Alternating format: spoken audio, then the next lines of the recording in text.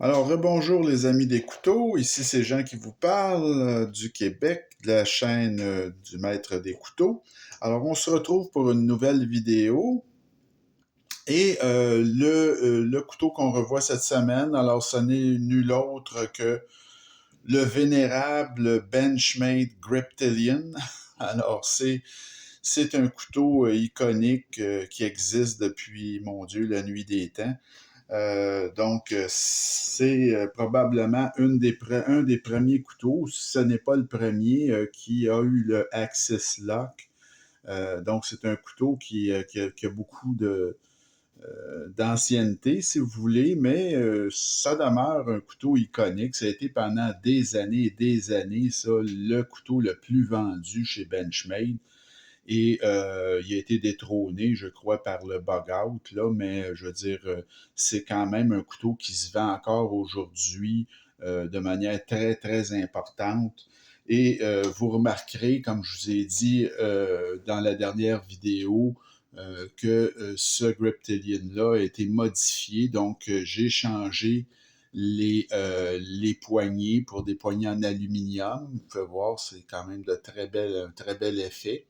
Parce que les poignées qui vous donnent avec le couteau quand vous l'achetez, c'est ces affreuses poignées-là en FRN qui sont, à mon avis, absolument horribles. Donc, moi, je les ai changées, mais ça vient affecter évidemment le prix de revient du couteau de manière assez importante parce que j'ai payé 75 pour ces poignées-là. Oui, ça change le couteau, ça l'alourdit aussi énormément, mais le couteau est beaucoup plus beau, mais quand même, là, c'est pas négligeable, là. Alors, pour les comparaisons, alors vous avez ici un Griptilian de pleine grandeur parce qu'il existe des versions mini, mais celui-là, c'est la pleine grandeur. Donc, c'est plus petit quand même qu'un RA numéro 1, mais c'est légèrement plus grand qu'un Benchmade Sage numéro 5. Alors, c'est pour vous donner une idée là, de la grandeur. C'est un couteau pleine grandeur, le Griptilian. Hein? C'est un couteau de 8 pouces, donc on peut le qualifier de pleine grandeur. Si j'y vais avec les spécifications maintenant, alors le Griptilian, c'est 8,07 pouces ou 20,5 cm. C'est 3,45 pouces de lame ou 8,76 cm. À noter qu'il existe une autre lame qui ressemble un peu à une lame de Spyderco avec un trou, là. Mais ça, c'est la lame originale de Mel Pardew. Donc, le poids, c'est 3,88 onces, mais avec ces poignées-là, avec celle-ci, c'est beaucoup plus pesant, c'est 5,2 onces. Donc, 110 grammes avec les poignées d'origine ou 148 avec celle-ci. C'est un couteau qui propose des rondelles de bronze pour l'action. Et l'acier, c'est du CPM S30V, donc un excellent acier premium, là. La poignée originale, comme je vous ai dit, elle est en FRN. Celle-ci est en aluminium avec le motif là, d'alvéole, euh, nid d'abeille, si vous voulez, c'est très joli. Vous avez ici la lame drop point. L'ouverture se fait via goujon de pouce, alors c'est vraiment un jeu d'enfant d'ouvrir un Griptilian. Là. C'est bien parce que je vous dis ça que je le manque, c'est à peu près impossible à rater. Donc, un Griptilian, ça s'ouvre, ça se ferme très facilement. Évidemment, le mécanisme de fermeture ou de verrouillage, c'est le Axis Lock. Vous avez une épaisseur de lame de 0,115 pouces ou 2,92 mm. C'est large, un Griptilian, hein? C'est épais, le manche est très épais.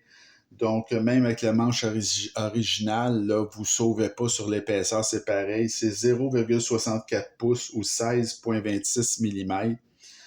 Et la largeur totale dans son plus large, donc à peu près ici, c'est 1,35 pouces ou 34,3 mm. Le clip, c'est un clip en acier qui n'est pas un clip de port profond. Alors, ça donne ceci. Alors, vous avez une bonne partie du couteau qui dépasse, là. Et c'est un clip qui est réversible avec cette poignée-là. Donc, tip-up réversible. Avec la poignée originale, c'est la même chose. Donc, c'est tip-up réversible.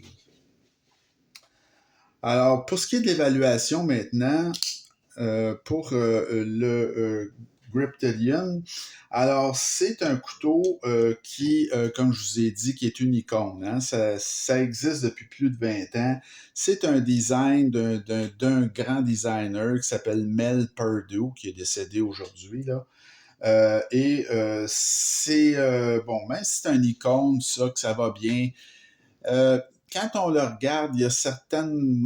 Il commence à paraître son âge un peu. Là. Comme je vous dis, l'épaisseur, par exemple, de manche, tout ça, on voit plus ça de nos jours. Là.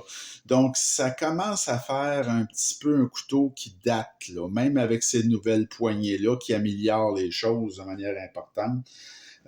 J'ai mis un 8 sur 10 pour le design. Les matériaux, CPM S30V sans reproche. L'aluminium, évidemment, ici pour la poignée, rondelle de bronze, d'Access Lock. J'ai mis un 8 sur 10 pour les matériaux. Euh, Présentation assemblage. Alors, la présentation, la boîte Benchmade bleue, tout à fait standard. C'est très correct, là.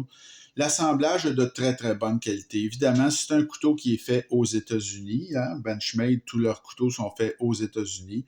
Donc, l'assemblage est de très grande qualité. Il n'y a pas rien à redire, là. C'est vraiment un couteau qui est très solide, qui fonctionne très, très bien.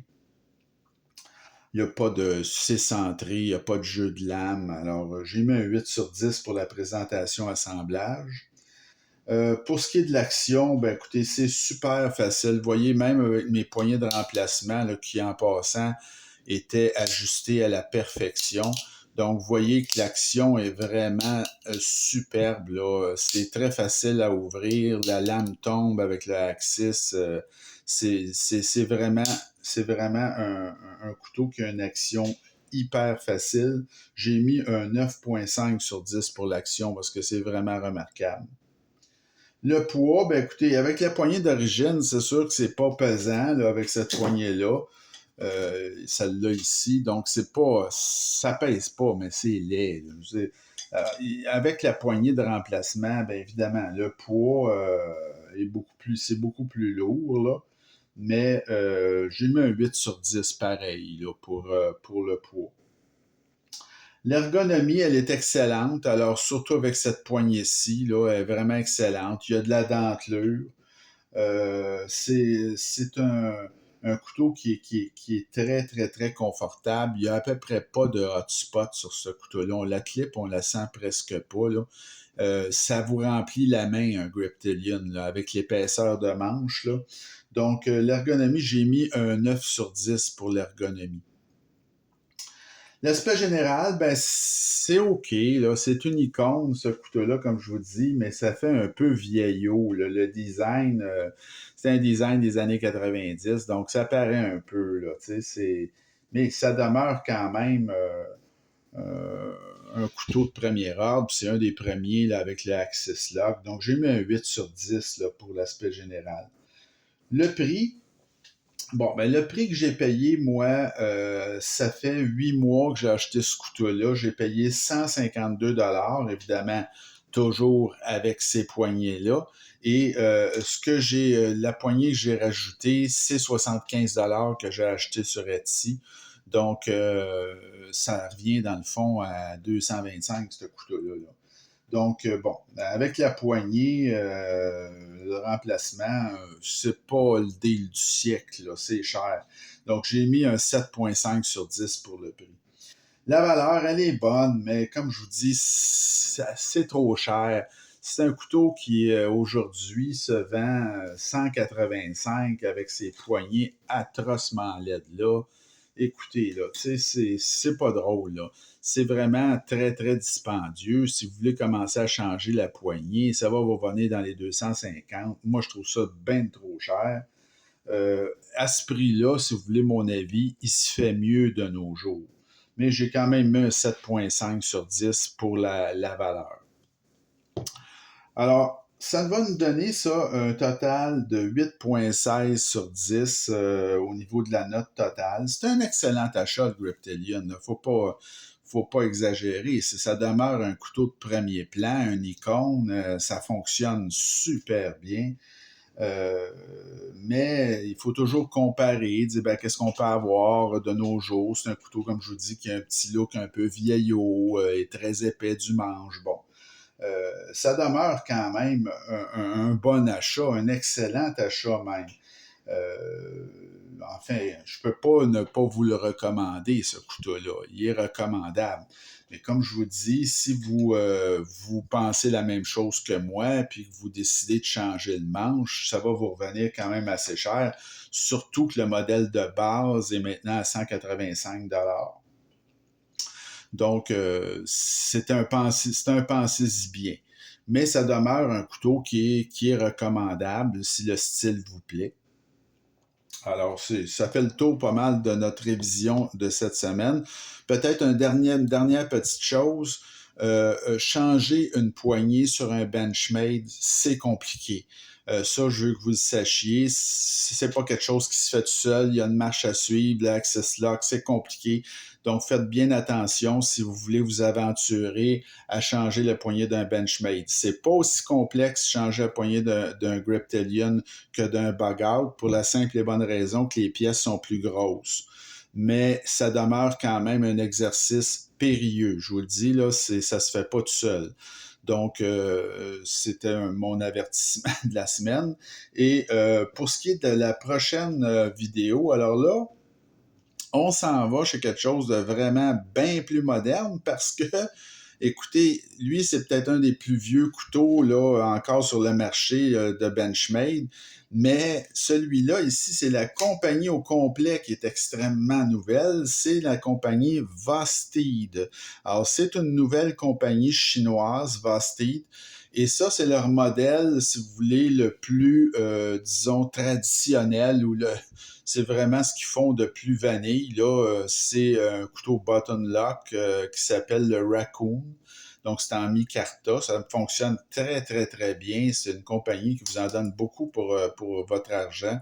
La compagnie Vosteed. Donc, la semaine prochaine, la prochaine vidéo, la révision sera sur ce couteau-là, le Vosteed Raccoon. Alors, j'espère que la vidéo vous a plu. Continuez à vous abonner et à m'écrire. Ça me fait toujours plaisir d'avoir de vos nouvelles. Et on se retrouve très bientôt. Passez une bonne semaine. Salut!